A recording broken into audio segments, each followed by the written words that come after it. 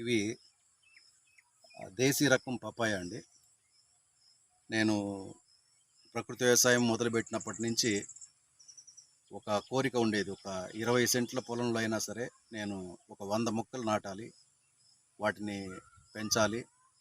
అలాగే మా పొలానికి వచ్చినటువంటి రైతులకి విత్తనంగాను, అలాగే నర్సరీ చేసి మొక్కలుగాను ఇవ్వాలనేటువంటిది ఆకాంక్ష బలంగా ఉండేది. నాకు ఇప్పటికీ నెరవేరినట్లు. లాస్ట్ ఇయరు ఆగస్టులో నాటుకున్నాను వీటిని. ఇది ఒక 25 సెంట్లు ఉన్నటువంటి పొలం ఇది. దాదాపు ఒక 90 మొక్కలు పట్టాయి.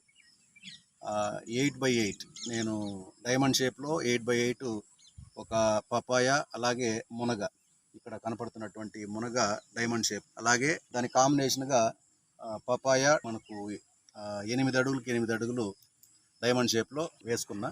అంతర పంటగా ఇప్పటికీ 2 సార్లు మనం వెజిటేబుల్స్, ఈ బెడ్స్ మీరు గమనించవచ్చు, కింద అంతర పంటగా కూరగాయలు వేసుకున్నాను. మనం విత్తన నిధి కోసం ఎలాగో విత్తనాన్ని సేకరిస్తున్నాం కాబట్టి అవి చేసాం. ఇప్పుడు కొద్దిగా డాన్సింగ్ షేడ్, మనకు షాడో పడుతోంది కాబట్టి, నీడ పడుతోంది కాబట్టి, వాటి మొదట్లో బ్రతికేటువంటివి దుంపజాతివి, అలాగే కొన్ని చెట్టు జాతివి నాటుకుంటాం. ఇక వర్షాలు ఇప్పుడు ఏప్రిల్ కాబట్టి మే నెల నుంచి పడేటువంటి వర్షాలకి దీన్ని బెడ్స్ మొత్తం కూడా క్లియర్ చేసుకొని అంతర పంటగా వేసుకునేటువంటి పంటల్ని వేసుకోవాలి. దేశీ రకాల పపాయ గొప్పతనం ఏంటంటే రుచితో పాటు అన్ని రకాల పోషకాలు కలిసి ఉంటుంది. మనం బయట దొరికేటువంటివి చూడ్డానికి రంగు పరంగా చాలా అట్రాక్టివ్గా ఉంటుంది. కాయ ఉన్నటువంటి పరిమాణం సైజు పరంగాను అట్రాక్టివ్గా ఉంటుంది. అయితే ఈ తైవాన్కి సంబంధించినటువంటి రకాల్లో అంత పోషకాలు ఉండవు. ఎక్స్పోర్ట్కి పనికొస్తుంది అనేటువంటిది ఒక కారణం తప్పితే, దేశీ రకం ఈ పపాయాతో పోల్చుకుంటే పోషకాల పరంగా అది చాలా తక్కువగా చెప్పుకోవచ్చు. వీటిలో ఒక డిసడ్వాంటేజ్ ఏంటంటే త్వరగా మాగిపోతుంది. ఇది కూడా ఒక 5-6 రోజుల వరకు స్టాక్ ఉంటుంది. చెట్లో దూరగా ఉన్నప్పుడు కోసి మనం న్యూస్ పేపర్ లాంటివి పేపర్తో మనం చుట్టి ఉంచుకోగలిగితే బయట ఒక 200-250 కిలోమీటర్ల దూరం వరకు మనం ఎక్స్పోర్ట్ చేయొచ్చు.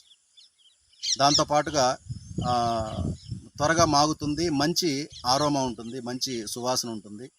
దీన్ని గుర్తించేటువంటి విధానం కూడా అదేను. మనం ఈ చెట్లలో మీరు గమనిస్తే ఏ కాయ కూడా ఒకే రకమైనటువంటి పరిమాణంలో ఉండదు, షేప్ ఉండదు. కొన్ని ఇలా రౌండ్ షేప్లో ఉంటే, కొన్ని ఓవెల్ షేప్లో ఉంటే, ఇంకొన్ని రకాలు రకరకాల షేపుల్లో ఉంటాయి. ఇది మనం మెయింటైన్ చేయగలిగితే 6 నెలల నుంచి క్రాప్ స్టార్ట్ అవుతుంది. పలచగా ఉంటుంది, అయితే దిగుబడి తక్కువగా ఉంటుంది. మనం మెయింటైన్ చేయగలిగితే 5 సంవత్సరాలు, 7 సంవత్సరాలు, కొన్ని చోట్ల అయితే ఈ గట్ల మీద ఉండేటువంటి 10-12 సంవత్సరాలు కంటిన్యూగా కాయలు కాసినటువంటి సందర్భాలు కూడా ఉన్నాయి. కాబట్టి లోకల్గా దొరికేటువంటివే మనం తీసుకోవచ్చు. ఎక్కడెక్కడో దేశీ రకాలు కూడా మనం ఎక్కడెక్కడో ప్రయత్నం చేయాల్సిన అవసరం లేదు. నేను మాకు లోకల్గా దొరికేటువంటి కొన్ని విత్తనాలు నర్సరీ చేసుకున్నా. అలాగే ప్రకృతి వ్యవసాయం చేసేటువంటి రైతులు తమిళనాడు వాళ్ళ దగ్గర కొంత సేకరించాను. అలాగే ఈ క్షేత్ర దర్శనానికి వెళ్తూ ఉంటాం ఎక్కువగా. ప్రకృతి వ్యవసాయం చేసేటువంటి వాళ్ళ పొలాలు విజిట్కు వెళ్తూ ఉంటాం కాబట్టి అక్కడ కొన్ని సేకరించాం. కొల్హాపూర్కి వెళ్ళాం, సిద్ధగిరి గోమఠానికి. అక్కడ ఒక పండు తెచ్చుకొని అందులో కొన్ని తక్కువే ఉన్నాయి గింజలు. ఈ కాయలు అయితే కాయ నిండుకి గింజలు మీరు గమనించవచ్చు. కొన్ని అన్ని రకాలు కాయల్లోనూ గింజలు ఎక్కువగా ఉంటాయి అనేది కాదు, కానీ కొన్ని తక్కువే ఉంటాయి. వాటిల్లో కొన్ని విత్తనం చేసుకుని ఇలా 4-5 రకాల జాతులుగా ఉన్నాయి దేశీ రకాల్లోనే.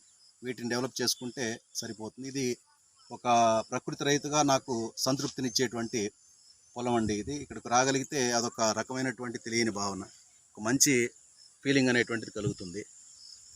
దీన్ని ఇలాగే డెవలప్ చేసి ఈ దేశీ రకాల విత్తనాలని, అలాగే మొక్కల్ని కూడా అందుబాటులో ఉంచాలనేటువంటిది నా కోరిక. Thank you. కాయ నుంచి ఇలా గింజల్ని వేరు చేసి వాటర్లో 2 టైమ్స్ కడిగేసి మనం దీన్ని కాస్త ఒక 2 రోజుల పాటు ఉదయం 9 నుంచి 11 గంటల వరకు ఎండనిస్తే చాలండి, సరిపోతుంది. ఇలా కడిగిన తర్వాత అడుగునున్నటువంటి గింజలు ఏవైతే ఉన్నాయో అవి నాణ్యమైనటువంటి విత్తనాలండి. ఇవి పైన ఉన్నటువంటివి కూడా కొంతవరకు మొలక శాతం ఉంటుంది. బాగా మునిగినటువంటిది ముదురు గింజ, ఇలా నలుపు వర్ణంలో ఉన్నటువంటిది బాగా మీకు విత్తనం అనేటువంటిది ఫెయిల్ అవ్వదు. చాలండి. ఇప్పుడు ఈరోజు ఈ కాయ నుంచి, ఈ పండు నుంచి గింజలను వేరు చేసాం. దీన్ని ఎండబెట్టకుండా కూడా మనం నర్సరీ చేసుకోవచ్చు. ఒక చిన్న కుండీలో వేసామంటే మొలకలు వచ్చేస్తాయి. ఇది రైట్ సీజన్ ఇది. గతంలో పచ్చికాయ మనం పండు నుంచి తీసినటువంటి గింజల్ని అలాగే కుండీలో వేసి నేను నర్సరీ చేసుకున్నా. ఎండబెట్టి మనం ఇంకొన్ని రోజులు నిల్వ ఉంచుకోవచ్చు. ప్రాపర్గా ఎండబెట్టుకోవాలి డే మొత్తం. అలాగే మనం దీని లోపల ఉన్నటువంటి అంకురం పూర్తిగా ఎండిపోయే వరకు మనం ఎండలో ఉంచకూడదు కాక. ఇదొకటి. 2 టైమ్స్ కడిగేయడం, అలాగే దాన్ని మనం ఇలా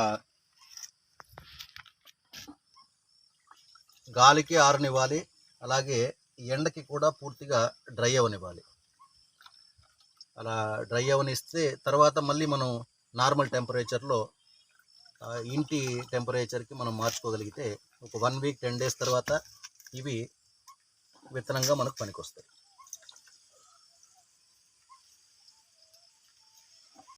మనకు దేశీ రకాలు కూరగాయలు అవనివ్వండి, వరిలో కూడా.